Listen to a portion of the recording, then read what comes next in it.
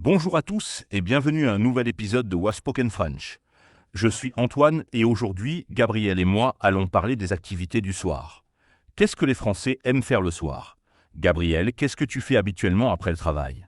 Salut Antoine, c'est une excellente question. Après une longue journée de travail, j'aime me détendre et profiter de mon temps libre. Généralement, je rentre chez moi vers 18h30, et la première chose que je fais est de me changer et de mettre des vêtements confortables.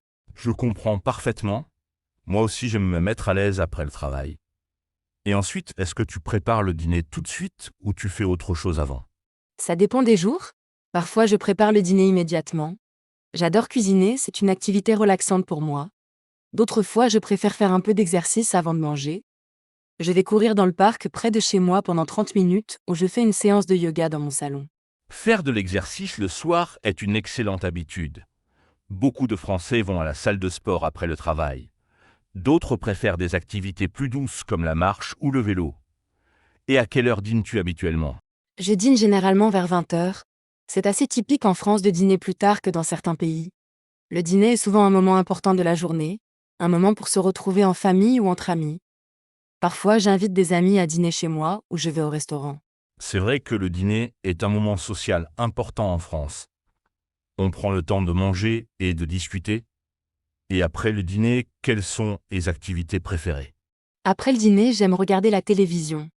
Je regarde des informations pour me tenir au courant de l'actualité ou je choisis une série sur une plateforme de streaming.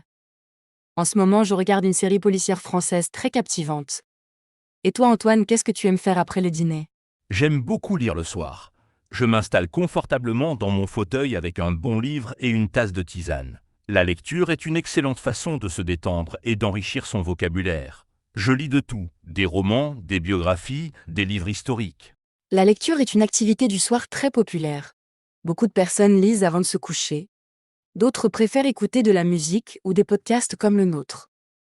Certains aiment aussi jouer à des jeux vidéo ou à des jeux de société en famille. Il y a tellement d'options. Certains de mes amis prennent des cours du soir. Par exemple, mon ami Pierre suit des cours de photographie 2 soirs par semaine et ma collègue Sophie apprend l'espagnol le mardi soir. Les écoles proposent souvent des cours pour adultes en soirée. C'est une excellente façon d'apprendre de nouvelles compétences. D'ailleurs, de plus en plus de personnes suivent des cours en ligne le soir. On peut apprendre presque tout sur Internet maintenant. La cuisine, les langues étrangères, le dessin, la programmation informatique. Absolument. Internet a vraiment changé nos habitudes du soir. Beaucoup de personnes passent aussi du temps sur les réseaux sociaux, envoient des messages à leurs amis ou font des appels vidéo avec leur famille qui habite loin. C'est vrai? Et pour ceux qui aiment sortir le soir, il y a de nombreuses options en France, surtout dans les grandes villes. On peut aller au cinéma voir un film, au théâtre voir une pièce, ou à l'opéra écouter de la musique classique. Sans oublier les concerts. J'adore aller voir des concerts de musique, que ce soit du rock, du jazz, de la musique classique ou de la chanson française. Il y a toujours quelque chose d'intéressant. Et bien sûr, on peut simplement aller boire un verre dans un bar avec des amis. Les bars et les cafés sont des lieux de socialisation importants en France. On y va pour discuter, rire et passer un bon moment ensemble. Dans certains bars, il y a même des soirées à thème comme des quiz ou des soirées karaoké. J'aime beaucoup les soirées karaoké. C'est amusant de chanter avec des amis même si on chante faux. Et pour ceux qui aiment danser, il y a les boîtes de nuit ou les clubs, mais ils sont plutôt fréquentés le week-end que pendant la semaine. Tout à fait. Pendant la semaine, les activités du soir sont généralement plus calmes. Ah, j'ai oublié de mentionner les activités créatives.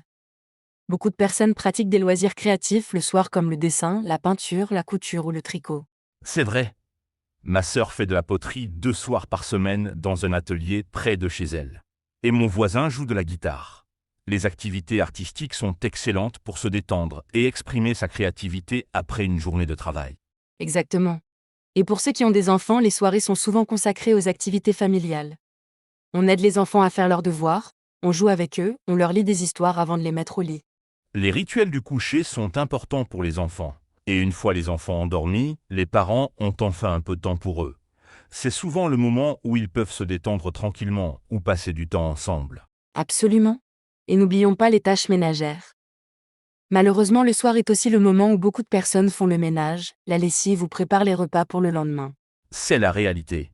Mais heureusement, toutes les soirées ne sont pas consacrées aux tâches ménagères. Le plus important est de trouver un équilibre entre les obligations et les moments de plaisir et de détente. Tu as tout à fait raison. Et toi, Antoine, à quelle heure te couches-tu habituellement? Je me couche généralement vers 23 heures pendant la semaine. J'essaie de dormir environ 8 heures par nuit. Avant de dormir, j'aime prendre une douche chaude et lire quelques pages de mon livre. Et toi, Gabriel? Moi, je suis plutôt un couche-tard. Je me couche souvent après minuit, mais j'essaie de me discipliner pendant la semaine. Avant de dormir, je vérifie mon emploi du temps pour le lendemain et je règle mon réveil. C'est important d'avoir une bonne routine du soir pour bien dormir. Certaines personnes pratiquent la méditation ou font des exercices de respiration pour favoriser le sommeil. D'autres écoutent de la musique douce ou des sons relaxants.